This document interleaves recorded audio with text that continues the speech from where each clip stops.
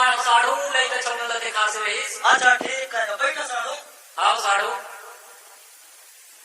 ताऊ सुनावागा आईना साड़ नगा लेके चलने देखे बनाया रहना था घर सुना सुना हमें कौन नहीं है। अच्छा लाने लेके चलना पढ़े लगे थे। अच्छा वहाँ सारी भैया कहाँ गए से तुम्हारा सारी हाँ ना वो आजकल ट्रैक्टर में जातेगा नगा ट्रैक्टर में भेजे था तब तक घोड़ कूड़ा सारे बारी में थका गुंडा का था। अरे साड़ू मला जान था मैं भाई की पोलकी माँ लाल भाजी बोए हाँ वही लगा मन दहन रखो हाँ अब कहाँ कर साड़ू ओए अरे भले करे आ जाएगा।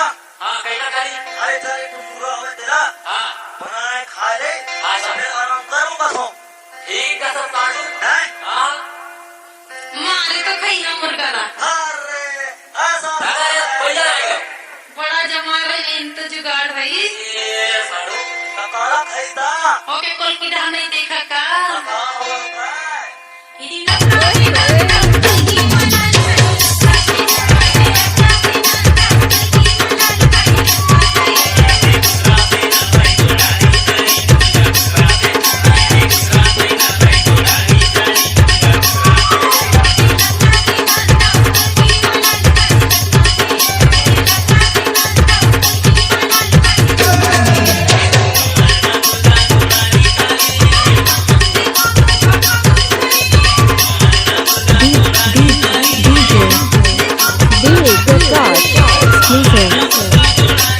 अरे हटा चल अपना बजा।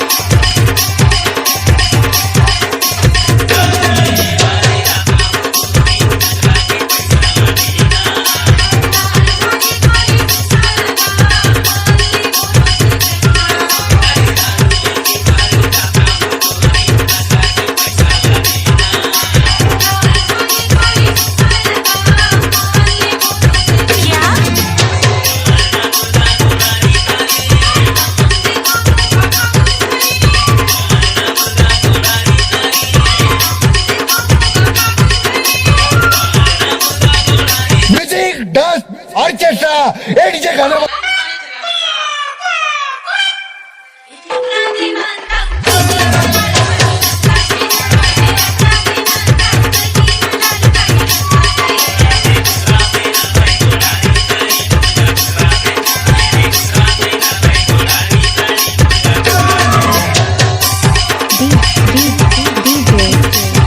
DJ Prakash exclusive